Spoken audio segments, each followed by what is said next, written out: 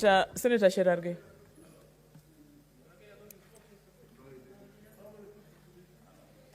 Are we still on 10 minutes? 15? 10 minutes, we continue. There's still a lot of interest. Okay. Thank you, Madam Speaker, for this opportunity. When I rose to seek a statement on the rising cost of fuel in the country, Madam Speaker, I thought it was in the interest of the nation and in the interests of all Kenyans. And I thought that the minister concerned, Minister C.S. John Munyes, would have given an attention and opportunity, because as my colleague said yesterday, Madam Speaker, that the cost of fuel will always drive the cost of living up. And Madam Speaker, I want to really say that I agree with colleagues that the Minister of Petroleum should and must be censured. But, Madam Speaker, the Constitution is very clear. Article 153.3, that any cabinet minister can be invited by this House. And we were shocked. And I raised 4 issues, Madam Speaker, then. That what were the reasons that led to the increase through IPRA, which is mandated to do their job? What was the role of petroleum levy fund that should have been used to cushion whenever there is rise in fuel cost in the country? Madam Speaker, I even went ahead and wanted to know the proceeds of Ngamia 1 in Turkana. And you remember, Madam Speaker, there was even a research that was done by a consulting firm called Kafni Klein Associates that indicated that 500 million or thereabout barrels of oil were commercially viable in Turkana Ngamia 1 project. And Madam Speaker, there was fanfare when this project was being launched by the President on Ngamia 1 in Turkana. And you remember the hue and cry that followed from the locals because of the revenue. We have never known where that fuel goes, Madam Speaker, so we don't know where that fuel that was being mined in Turkana went, whether it was used as a cooking oil or mafuta ya kuchipaka. So no one has really told us, Madam Speaker, that where that fuel is. And Kenyans knew that we were getting fuel from Ngamia 1, Madam Speaker. And there were even plans to construct 845 kilometers of pipeline from all the way from Turkana all the way to Mombasa through the famous LAPSSET projects. And therefore, those were my few issues, the 4 key issues that I really wanted to know in my statement, Madam Speaker. And of course, to know that the question, and I thank the mover of the motion, the Senate Minority Leader, for saying that the cost of fuel in the country is high in Kenya than Tanzania and Uganda, yet they get their fuel through Mombasa Port, Madam Speaker. Madam Speaker, I am a bit cautious when it comes of censuring the CS in charge of energy, Charles Keter, because I went and did some research and look at the executive order number 1 of 2016. That docket was under CS Charles Keter. I don't know why Senator Ledema is looking at me. That was CS Charles Keter. But that executive order number 1 of 2018 and 2020, that State Department of Petroleum was moved to CS John Munyes. And when that reorganization was done, one was the petroleum policy was moved to the Ministry of Petroleum, strategic policy, petroleum stock market, marketing oil and gas, import and exports, export of fuel and import of the same, licensing, marketing and handling of petroleum products, quality control. These were put by executive order in the reorganization of number one executive order number 1 of 2018 and number 1 of 2020.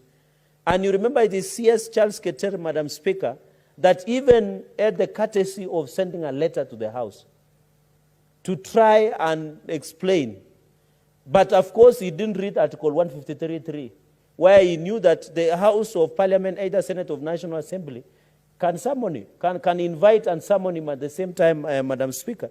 So I think in all fairness and honesty, Madam Speaker, this issue of petroleum lies squarely on the Ministry of Mining and Petroleum. And therefore, Madam Speaker, when you look at Executive Order number 1, Senator, number 2, can I, because my time? Why is Senator Wajir shouting and this is not a marketplace? I thought the Speaker is the one controlling the debate. I've already given Senator Wetangula. But is it point of order or information? Okay. Must oblige Waziri. Cherargei. Madam Speaker, thank you. I want to inform the distinguished young senator, my good friend, and a very objective one at that the censure on Minister Keter is not about petroleum. Thank you. And the Hansard will inform you and bear the House and the move of the motion out that while you brought your statement on petroleum, matters ensued in the debate allowed by the Speaker that apart from fuel skyrocketing in prices, the cost of electricity in the country was unbearable. And the Speaker, not anybody else, directed that the Committee of the Whole invites the two ministers for petroleum and for energy. So Senator Keter was being invited to come and answer questions on the high cost of electricity. And to crown it all, Honorable Senator Cherargei, through the chair, a copy of the Hansard was also sent to him accompanying the invitation to tell him what exactly he was coming to answer to. He never turned up, he never sent a representative, he never explained, he never even apologized. We only saw him on TV waving an executive order that was totally irrelevant in the circumstances.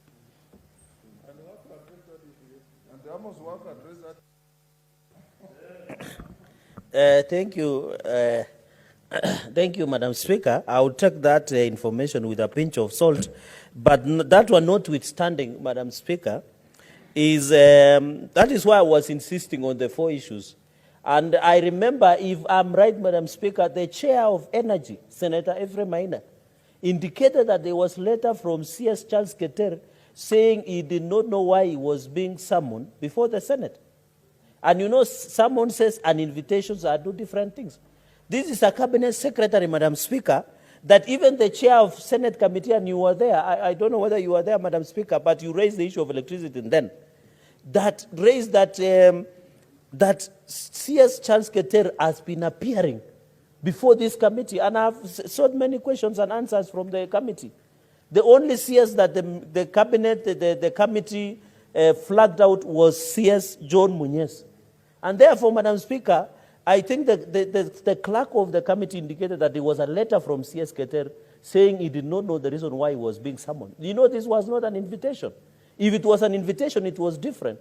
Because when you are summoned, the Powers and Privileges Act is very clear on the implication of the summonses as opposed to the invitation that was Madam Speaker. So, Madam Speaker, I think my learned senior Senator James Orengo should have been very clear, because the answer that was given, and I read that answer, I have it here, Madam Speaker, courtesy of your office, is that it was directed by the Speaker. The same answered. But there was no specific questions as to what the CS of energy was to come and do, as opposed to the CS of petroleum, Madam Speaker. Madam Speaker, I agree that any person should be, I think Article 125, this House has a power to summon. But also we must be honest. We must follow the law. Everybody has faith in Senate, Madam Speaker. Madam Speaker, the point I'm trying to raise, Madam Speaker, here is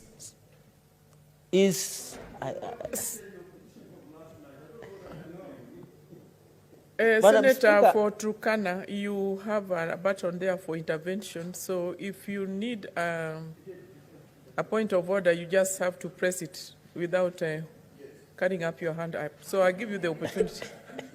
And I Senator hope you will Cherargei, phrase you my- will have your half Okay. a minute left.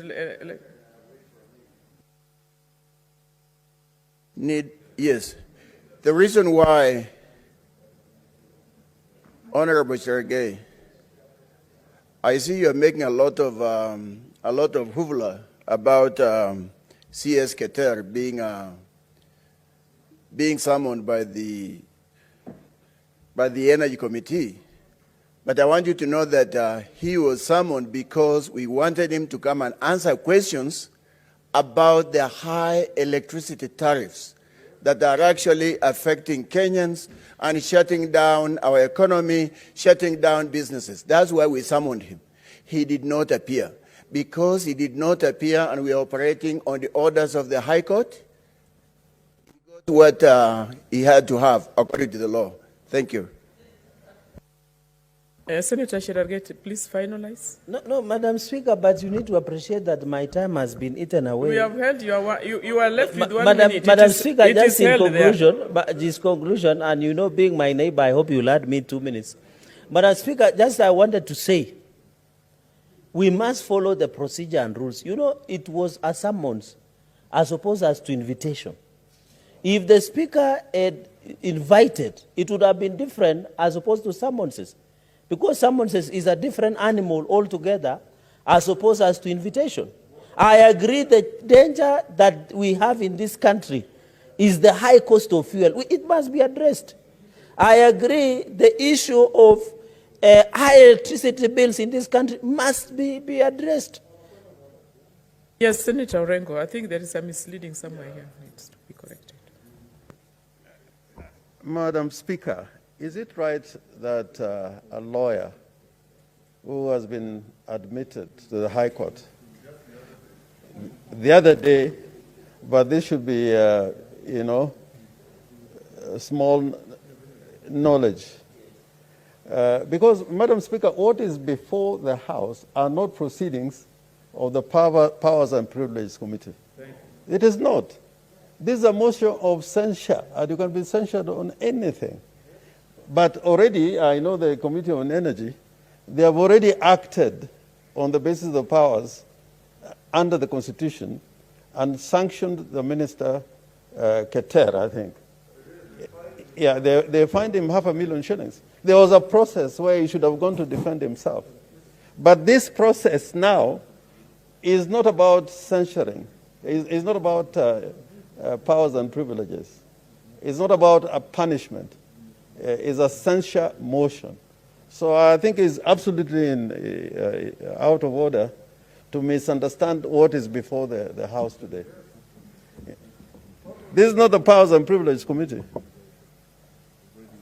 And you're meeting. Madam Speaker, the minority leader is also misunderstanding what I'm just saying. And I'm just saying that when this statement had come up, it is not that the CS of energy or petroleum had declined to appear. Then you can issue summonses at that. That's only, I'm arguing on the issue of rules and procedure. You might not like the person who is in that office, but you have the right to defend. And Senator Orengo, in conclusion, knows that the reason we have high price of fuel and electricity is because of the handshake government. They are the ones who should be addressing these things instead of defending. So, Madam Speaker, let us put the blame where...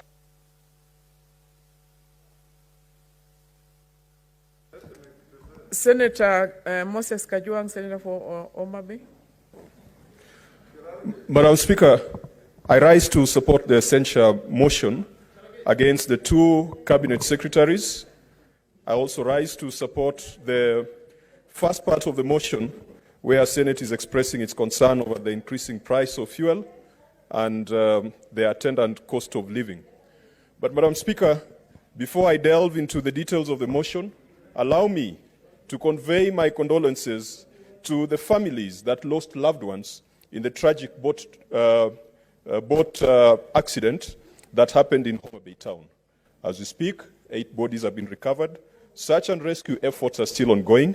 And, Madam Speaker, once we settle all these issues, these will form a good basis for discussion on the preparedness of our county governments to cope with such disasters and the utilization of emergency funds that are established by statute, because we have seen politicians are the ones who've been raising money to finance the search and rescue efforts, and yet each and every county government is allowed by the PFM Act to establish an emergency fund to respond in such situations.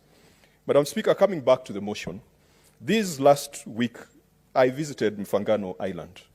Madam Speaker, Mfangano relies on diesel power to light it up because it's far from the mainland, so you cannot lay cables from the traditional grid.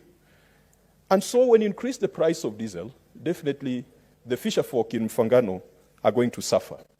Madam Speaker, for you to move from the mainland to Mfangano Island, you have to take a boat. And because of the long distance, and because of the fury of the wind and the waves in that part of the lake, we no longer use paddled canoes. We have to use motorized boats. And for some reason, Madam Speaker, the people of Mfangano are wondering, why does it make sense for the government to provide free ferries at the coast in Likoni and not provide government ferries for the people of Mfangano? Why must it be left to the private sector, who is milking and fleecing the residents of Mfangano Island? It becomes almost impossible to build a house in Mfangano. Cement is bought in the mainland. By the time you transport it to Mfangano Island, it comes to about 1,000 shillings. Yet the people on the mainland can buy cement, a bag at 600 shillings. And so, Madam Speaker, when the price of petrol goes up, we are hurting the people of Mfangano. Because the grid in Mfangano is not that expansive. It means that more people are still using paraffin to light. Now, all those children in Mfangano Island who aspire to get out of that island into a life in Nairobi, a life in the cities of light, these children have to use paraffin lights. And when the price of paraffin goes up, it means that there could be one or two other child, one or two other girl in Mfangano Island who would prefer to get married to a fisherman rather than to stay in school and study. Madam Speaker, this increase in fuel prices is hurting the fisher folk. Perhaps it's hurting them more than any other person in this country, because almost everything we do requires fuel. For us to fish omena, the delicacy that finds its way on our tables, the delicacy that feeds the chicken that we eat. When you eat chicken at KFC, that chicken has been raised on omena. When you have your nice German shepherds at home, they eat a formula made up of omena. Omena has found its way in the food chain, in the value chain of almost every other, any other nutritional aspect. Omena is there. For us to catch omena, we must fish at night. And we need lanterns to attract the omena. We are hurting the people of Mfangano, the omena fishermen. And Madam Speaker, once that omena or fish has landed, for it to be preserved, because the national government, for some reason, has decided to take billions of shillings and take to Sagana instead of putting money in the lake, which produces close to 90% of Kenya's fish output. We don't have cold storage facilities. And so our women must fry that fish. Our women must find ways of preserving that fish, and all that is energy intensive. Madam Speaker, the CSs, be it petroleum, be it energy, and I could hear how conflicted Senator Cherargei was on the subject of the CS for energy. But the CS for energy must also tell us why there is so much regulatory overreach in the energy sector. Not too long ago, Remba Island, another island adjacent to Mfangano, some investors decided to set up a solar farm to provide energy, power, lighting to the residents of Remba because the government has failed. The people of Remba pay taxes. They expect they're going to get electricity, just like the people of Gatundu and the people of Nandi and the people of Mombasa. But since independence, they've not seen power. An investor set up a solar farm. What did the energy regulator do? They came and shut it down, saying that these guys had not paid tariffs and taxes. What kind of ministry is that? What kind of overreach is that? And those are the conversations that we need to be having with these cabinet secretaries. Madam Speaker, on the hills where you have the Sondu Miriu hydro generating plant, an investor from the United States intended to set up a 40-megawatt solar farm. They were ready. When the delegation, the Kenyan delegation, went to the UN General Assembly a few years ago, they signed an agreement on the sidelines of the UN General Assembly. And the American government was willing to finance the project. These investors were frustrated, and they had to pick their things and go back to the US. Why? Because the energy regulator could not agree with them on those power purchase agreements. And yet 40 megawatts of solar, Madam Speaker, would have created employment, not just for the people of Homa Bay and Kisumu, who fall along Nyakwere, but it would have created employment for many of our budding graduates from Jomo Kenyatta University and Nairobi University, who are studying electrical and electronic engineering, and they don't have jobs. Senator Cherargei, what is your point of intervention? Point of intervention, Madam Speaker, is on relevance. Because even if you read the answer, I appreciate what Senator Kajwang is saying, but if you read the answer that was taken to the Ministry of Energy did not include the issue of regulation within the energy sector. So it's irrelevant to allude that the Minister of Energy has refused to provide clarification and answers whenever needed on the issue of regulation, as he is talking about the solar energy. Senator Olekina, what's your point of order?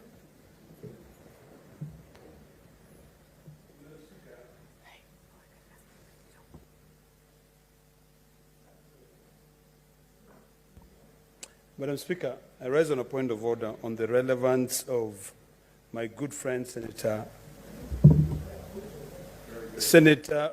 what's his name? Cherargei. Because, Madam Speaker, if Senator Cherargei is keen to listen to the way Senator Moses Kajwang is explaining the role of the Ministry of Energy. Yesterday when I stood here, I pointed out to the role that the Minister of Energy plays when it comes to the issue of UPRA, the regulator. EPRA. Is it UPRA or EPRA? EPRA. and I think Senator Cherargei is missing the point. What Senator Moses Kajwang is telling us is that when a cabinet secretary is summoned to appear before this House, they must respect that.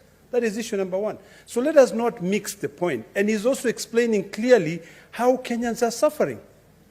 Everywhere. So I think this is what we should be listening to, because we're here to represent our people. The relevance is that people are suffering. And I think that's the point that you should be taking home. You're disturbing. Madam Speaker, if you allow me to proceed, the first resolution that Madam Speaker, the first resolution that these motions sought was that the Senate expresses its grave concern on the unprecedented increase in fuel and electricity costs. Madam Speaker, if Senator Cherargei... Senator Fernande, can you allow Kajwang to finish his term? No, the reason I'm saying that is that I've also been following this debate. And I think we have two things that are coming into conflict. Your statement and the censure motion. And there are two different things that, if you look at in the answer, they are different. The censure motion, please sit down. The censure motion is looking at the two ministers for two different agendas. But your statement had nothing to do with energy. So don't worry, don't apologize to the Minister of Energy on their behalf, because the Minister of Energy was part of the censure motion. Yeah, I just wanted, I wanted to bring that one. I wanted to bring that to your information, because I think that is what we have been arguing about. So let's allow, because a censure motion, Senator Cherargei, I understand you, but what we are saying is a censure motion is a motion that is a freelance motion. Let people express themselves. Yeah, finish, and unless you have information that we don't have. Madam Speaker, I hope the disruptions by Senator Cherargei shall be compensated. will compensate you, but I want to know what it is. Is it information, or are you understanding first where we are coming from? Yeah.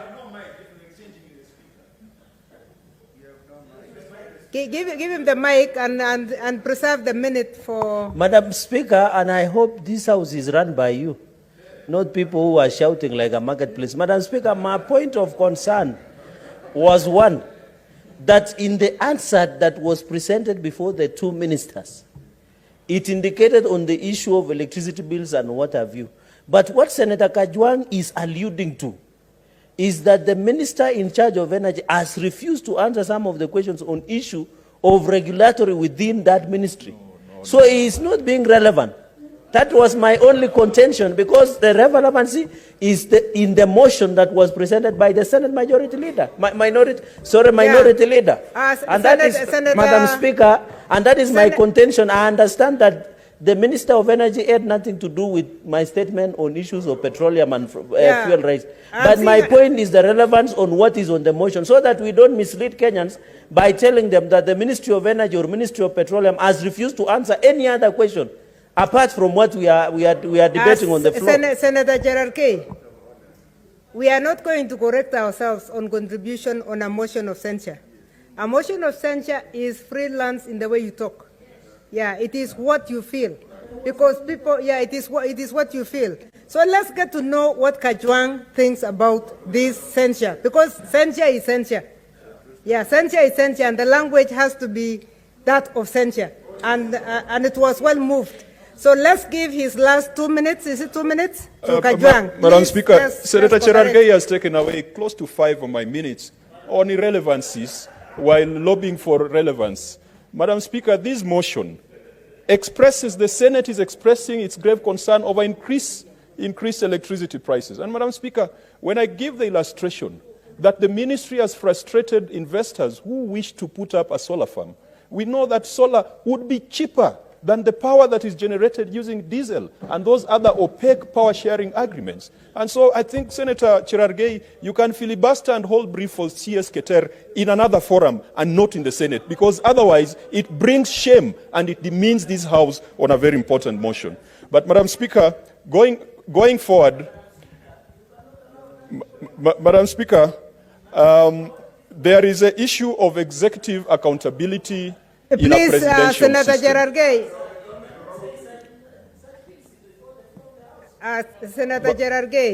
Senator Cherargei, you had your own opportunity. Okay, point of order from Senator Orengo. He was earlier than you. No, you're obviously holding brief for people. Mr. Speaker, you have just demonstrated I didn't need to say anything. When I press the right button, you know exactly what I wanted to do or to say. I'm rising on a point of order that the conduct of the senator from Nandi is now disrupting the whole debate, and is a serious debate. And Madam Speaker, what I was taught, you can make noise or make comments or keep on talking when it is another member talking. But when the speaker is speaking, the House must always listen in silence. I pray to you. Otherwise, we can never have a debate in this House. And Mr. Speaker, Madam Speaker, it is not only Senator Cherargei who can keep on shouting point of order and point of order. We can also do it. But you know, the effect of it is that it's disrupting debate. We are trying to follow a very eloquent speech from Senator Kajwang, just like I followed his very eloquent speech. Please give us time and space, I pray, to listen thank to you, the debate. Senator Orengo. Senator Jeruyot Aaron.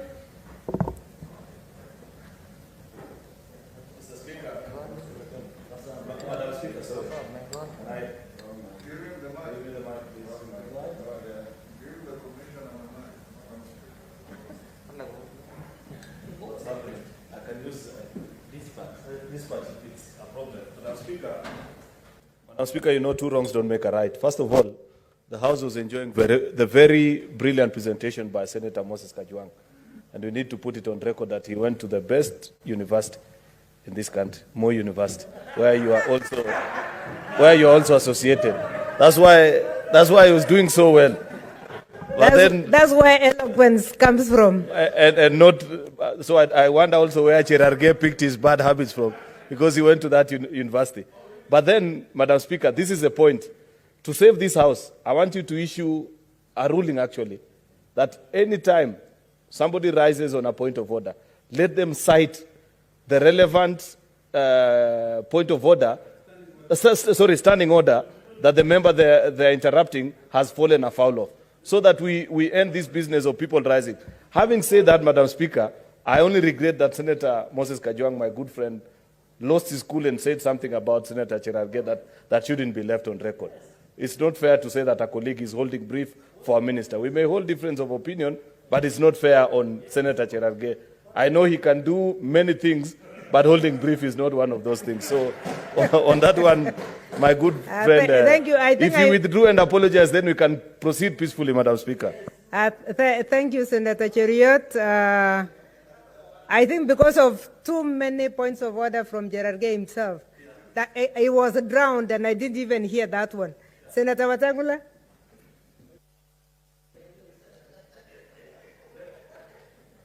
Madam Speaker, I rise to counsel my distinguished young senator friend that, experience counts. And sometimes you may think that by engaging in obstruction of debate, you are gaining some points and some relevance. You are not. You brought a statement to the House. The rules of the House say that once you bring a statement to the House, you don't own it. It becomes the property of the House and takes its own life. So don't try, through you, Madam Speaker, to chaperone and navigate the debate towards a desired goal that you have come with.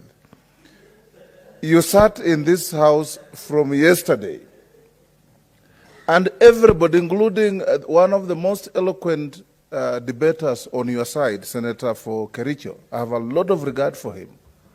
And I'm sure he could have been driven by the same intentions that are driving you to say the things you are saying. But he saw the bigger picture, the nation, and he didn't say those things. He spoke and touched people's hearts. I want to encourage thank you. you, Senator Wetang. I want to encourage you to learn. The point of order from Senator Cheriot nullifies those ones also, because that's not advising colleagues is not part of the standing orders either. Senator Moses Kajwang, please finish up. Can you? I didn't hear you, but if you did say that somebody is holding brief, that is dangerous for this House. Yeah, Madam Speaker, indeed it would be dangerous for a member to hold brief for a member of the executive. Madam Speaker, the manner in which this House What exactly holds, did you say? Did you say No, he's holding brief, or you said? I agree with you, Madam Speaker, that it is dangerous for a member to hold brief for a member of the executive. Madam Speaker, I would if like you to permit study me. that answered later. Yes, I'll study that answered later, and Senator Cherargei, you will get your right if he actually said that, because unfortunately, you are the one who drowned me in. Yeah, and I didn't get that. Okay, can you finish? Thank you, Madam Speaker. 2 minutes. Madam Speaker, this experience that we've had with the two cabinet secretaries has just helped us to see how this House can hold the executive in a presidential system to account. And Madam Speaker, if we continue using the Committee of the Whole as a tool for holding the executive to account, I think it could be a brilliant idea that we can achieve halfway of what you have in Prime Minister's questions, because what then we can do is, instead of calling the ministers before plenary, the Speaker can always call the House as a Committee of the Whole, and we can designate a day every week where the members of the executive can come here, and we can have a good, protocol for questioning, such that there are no hecklers and supporters of the executive. We allow the leadership of the House to put the questions, we allow the House to put the questions in advance, and we can grill, we can roast members of the executive without going into that small committee thing. And Madam Speaker, yesterday a lot of people spoke about the deficiencies and inefficiencies of the committee system. I hope that the next Senate is going to use a committee of the whole approach to hold the executive to account. And Madam Speaker, I don't think there is anything that stops this House from calling even the President to appear before a committee of the whole, because the Constitution gives Senate or Parliament that power to summon anybody, including the Presidency. Finally, Madam Speaker, we must always, every time we are reconstituting our committees, we don't think of the Delegated Legislation Committee as an important committee of this House. And today, fuel prices keep shifting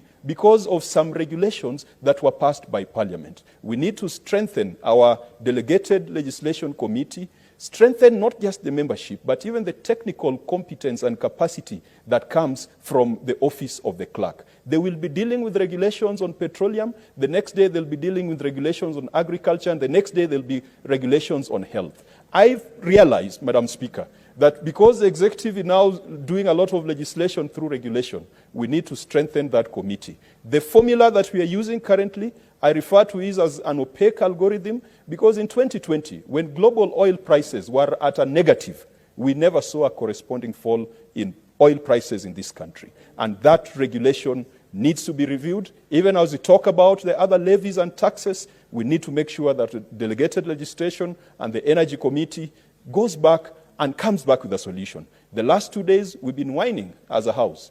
We have really not offered solutions to the nation. I hope that after this censure motion, we shall get down to work and come up with good suggestions that can guide this country, that can offer hope to the residents of Remba, the residents of Nyakwere, the residents of Mfangano, and that young girl who is forced to drop out of school because they cannot afford paraffin for her studies this evening. Madam Speaker, I support the censure motion. Unfortunately, these are former senators, and the Minister for Petroleum used to have good manners. In fact, when he was chair of Ford Kenya, he used to have better manners. I think these bad manners must have started when he defected and went into the wilderness. Madam Speaker, I support. Thank you. Senator Milgo Alice.